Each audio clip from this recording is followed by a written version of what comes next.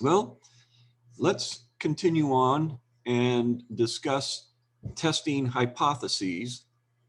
And that's when someone makes a prediction about what the value in the population is, and we can compare that prediction with the actual values we find in our sample. And this is called hypothesis testing, and we can then say if the sample supports or does not support the particular hypothesis. And we can test hypotheses about percents or averages, and it uses a statistical procedure where we end up either supporting or not supporting the hypothesis based on the sample information. Intuitive hypothesis testing, as opposed to statistical hypothesis testing, is when someone uses something he or she has observed to see if it agrees with or refutes their belief about that topic. Everyone uses intuitive hypothesis testing, and we rely on it constantly.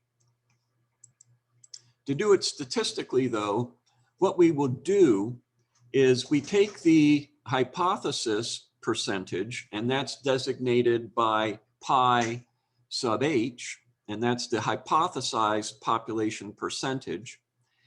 And we are going to subtract that from the sample percent.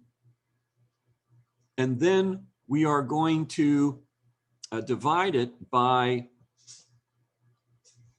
P times Q divided by N, and we take the square root of that. So let's go through it step by step. The first step is we identify the hypothesis percentage, and it might be something that Bill believes 30% of the drivers use seat belts. Second step, we have our survey, and we determine the sample percentage, and we'll call that little p. And we found that in the survey, 80% use seat belts. Then we determine the standard error of the percentage. And again, that's going to be P times Q divided by N, and we take the square root of that. So in our case, it's going to be 80 times 20 divided by 1,000, the sample size, and the square root of that is going to give us 1.26%. The Z score is going to be our sample percentage minus the hypothesized percentage divided by the standard error. So the Z score is going to be 80 minus 30 divided by 1.26, and that's going to be 39.7. And that's greater than the critical value of 1.96 for a 5% hypothesis confidence level. And so we decide that the hypothesis that only 30% of the people wear seatbelts is not supported with the sample information.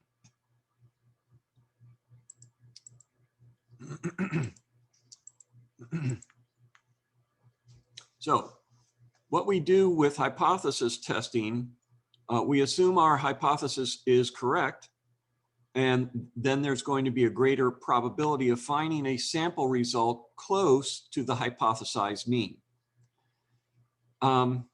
If our sample turns to be within plus or minus 1.96 standard errors, that's our 0.05 error rate, then we say it supports our sample data supports the hypothesis at a 95% confidence level. So recall that we assumed our hypothesis is correct. If that's true, we would expect our sample Z score to fall within plus or minus 1.96 Z, which of course is the Z score for 0.05. If it does, then there's strong evidence to support our hypothesis. If our hypothesis is correct, there's only a 5% chance we will get a z-score that falls outside of the plus or minus 1.96. And here we see a graphic showing that the rejection region, you'll probably remember this from statistics, is on the extreme ends of the curve. The green area between the minus 1.96 and the plus 1.96 is the area, if we get a value for our score in there, that supports the hypothesis. So the hypothesis test rule is simple. If the z value falls in the acceptance range, there is support for the hypothesis. If the z value falls in the rejection region, there's no support for the hypothesis.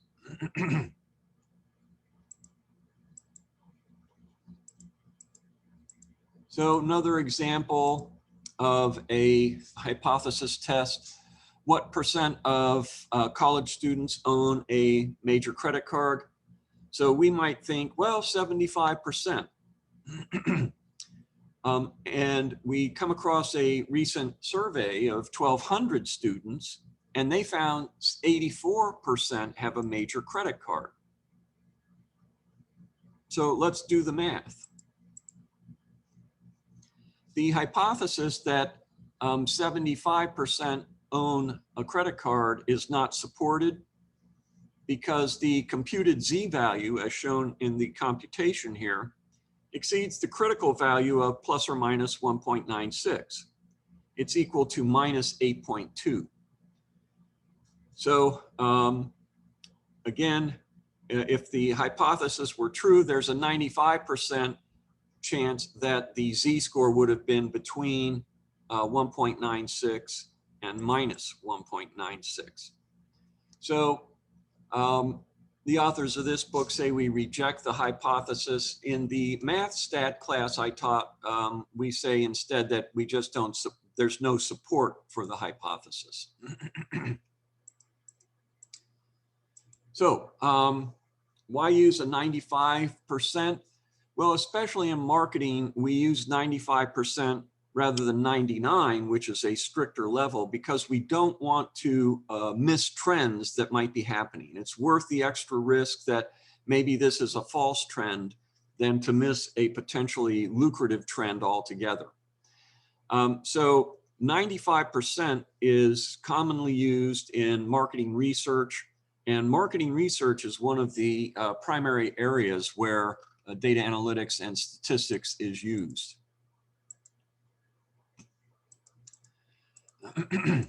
So in addition to a difference hypothesis test, we can also do a directional hypothesis test. So here we're asserting something a little more. We're saying it's greater than or it's less than. So we're saying more than it's just different. We're given a direction, it's different. So when we do that, we adjust our z-score that we use as a cutoff to 1.96 for the 5% level and 2.33 for the 99% level of confidence. It's only the critical value of z that is changed when you're testing a directional hypothesis. And this adjustment is because only one side of the bell-shaped curve is involved with what is known as a one-tailed test. Okay, let's take a look at how we do a hypothesis test with percentages in Excel Data Analyst. So let me switch over to our worksheet. So here's our now familiar worksheet with its wall of data.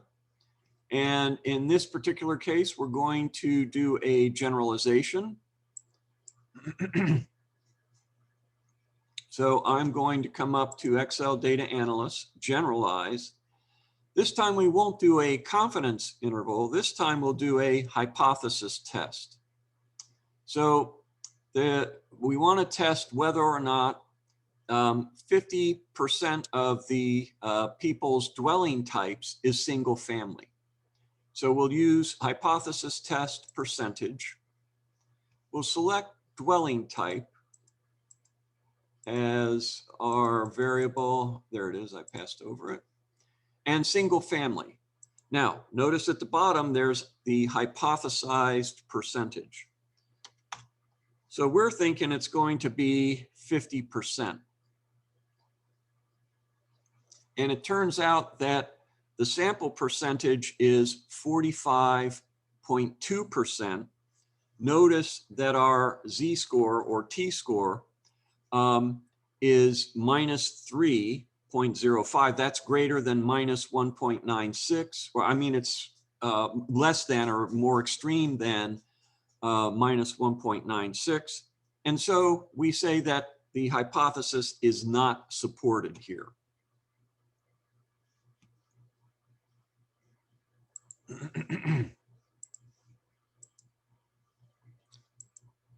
And here again is some slides that show how we select that reference for you if you are using the Excel data analyst. And then how to test a hypothesis about the percentage. And we see that we get the same results that the slide did. And of course, if you want to do it on a Mac, you can do it as we did in our Excel lab that's also on video. And we'll be doing one on the case for 12.2. So you get some extra practice there as well. So the question is, do we use the t-score or the z-score, the t being the t students distribution? And the book says, you know, based on the sample sizes we use, you should treat the t values as equivalent to z-scores. Okay, now let's take a look about testing a hypothesis about an average. So percents are about categorical variables. Averages here are about metric variables. So here we're going to test someone's speculation about the average. So we designate their speculation as mu sub h, and that's the hypothesized population average. We have a sample, so we go ahead and just determine what the average is in the sample. And then we get the standard deviation and divide that by the square root of n. That gives us our standard error. And that whole amount is divided into this difference. And that's how we calculate the hypothesis test for an average. So there's a hypothesis that interns make $37.50 a semester, and we find in our sample that they actually made 3,800. Sample size was 100. So we end up with 50 divided by 35, which is equal to 1.43. That's between minus 1.96 and plus 1.96. So we accept the hypothesis, or we say that the sample supports Ron's hypothesis. And we have the example right here, and the $50 difference computes to plus 1.43 standard errors. That's less than the 1.96 standard errors allowed for a 5% confidence, a 95% confidence level, 5% error level in our confidence in this. Okay, so let's also look at how we do this with Excel Data Analyst. So we'll go back to our worksheet. And this time we're going to select a quantitative variable, hybrid autos that use alternative fuels will reduce fuel emissions. So let's go to generalize, hypothesis test, this time average. So we'll find that big long hybrid autos that use alternative fuels will reduce fuel emissions variable. And let's say our hypothesized percentage is 5%.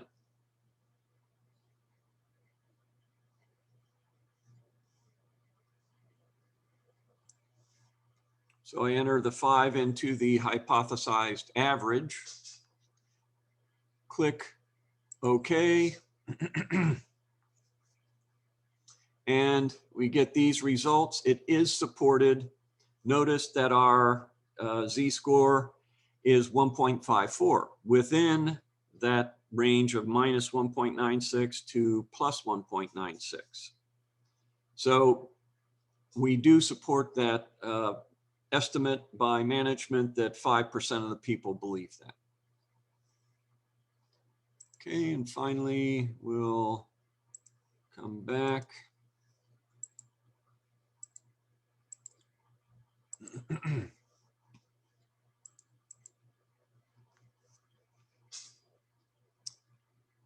Okay, if we say the hypothesis is supported by the data, that means that a high percentage of the sample findings will fall close to this hypothesized value. If the hypothesis is not supported, then there's a strong likelihood that it will fall outside of this 1.96 standard errors. Okay, any questions?